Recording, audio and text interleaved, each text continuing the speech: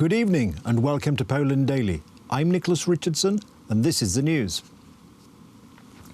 Following Thursday's ruling of the Constitutional Tribunal limiting the availability of abortion in Poland, some members of Parliament have demanded an amendment to the bill on family planning, the protection of the human fetus and the conditions for abortion.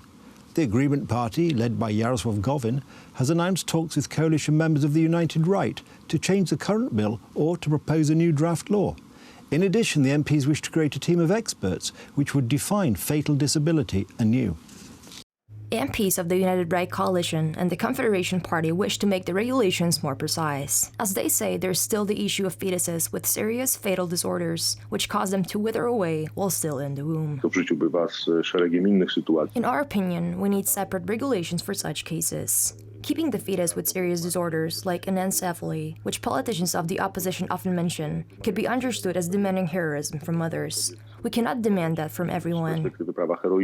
Earlier, the head of the Chancellery of the Prime Minister, Michał Dworczyk, said that no decision regarding this matter has yet been made. At the time, there is no work on legislative change, but we cannot discard any voices. Artur Dziambor from the Confederation Party emphasized that until the ruling of the tribunal is published in the Law Gazette, it is not in force.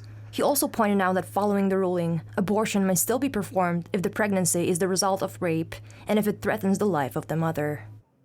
We will need to take a second step. We should make the law more precise and allow abortions when the child has fatal disorders like anencephaly, lack of lungs, etc. There are plenty of disorders like that, which we need to take into consideration. In such cases, the mother should have the choice whether to continue with the pregnancy or to have an abortion. I think that would be the best solution. On Tuesday, the Minister of Family and Social Policy, Marlena Maląg, will provide more information than the same on the program of support for families and the consequences of the ruling of the Constitutional Tribunal. Earlier, the spokesperson for the Law and Justice Party announced the expansion of the program called For Life. The Polish Senate began its three-day sitting this afternoon.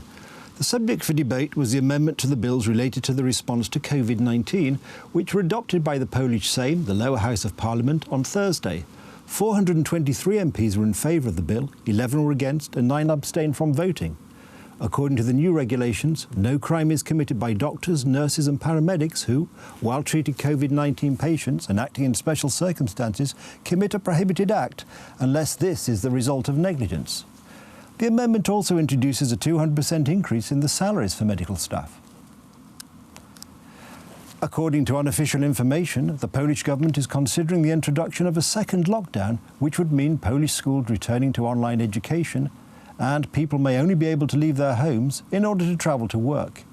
In an interview for the Fact Daily, Adam Niedzielski, the Polish Minister of Health, spoke about the possible introduction of new restrictions.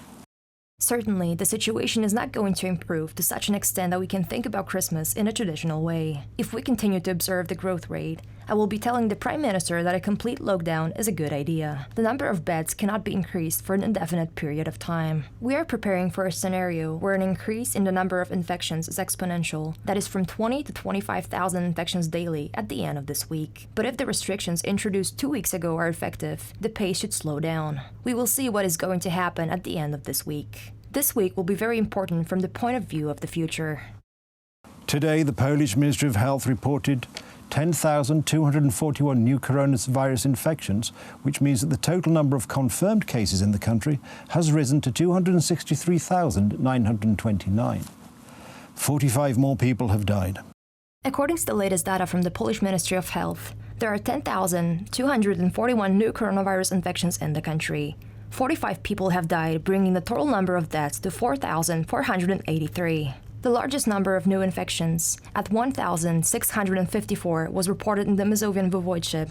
The Lesser Poland Voivodeship has 1,144, and the Silesian Voivodeship 1,002. The topics dominating the debates before the upcoming presidential election in the United States between the incumbent President Donald Trump and his Democratic Party challenger, Joe Biden, are the fight against the coronavirus and the economic recovery plan. The date of the 2020 United States presidential election is drawing nearer. Both candidates, the incumbent President Donald Trump and Joe Biden, are continuing their meetings with voters. One recent meeting was held in Texas, where according to the latest polls, Donald Trump has a 2.6% advantage over his rival. According to the American president, the situation is similar in Florida. Nothing worries me. It's I think we're doing just very well. You look at the numbers in Florida, we're way ahead where we were 4 years ago, right? Way ahead where we were 4 years ago. And I think I can say that everywhere else. In North Carolina, we're way ahead where we were 4 years ago. United States Vice President Mike Pence returned to the campaign trail after a break due to coronavirus infection and visited North Carolina on Sunday. Our president did what no American president had ever done. He suspended all travel from China, the second largest economy in the world. President Trump put the health of America first. Due to the pandemic, many Americans could cast their votes by post, which according to Donald Trump may affect the election results. They have millions of unsolicited ballots being sent all over, and it's no good. It's no good. And there's tremendous, every day you pick up the newspaper and you read about. According to the American portal The Hill, the incumbent president Donald Trump has a real chance to be re-elected. We are winning big on the voting numbers. Get out and vote, bigger than 2016. The 2020 United States presidential election will take place on November 3rd. That's the news. Thank you for watching. Stay with us for the weather, join me on Poland Daily Business, and stay for more programmes. But from the news, it's good night and have a better tomorrow.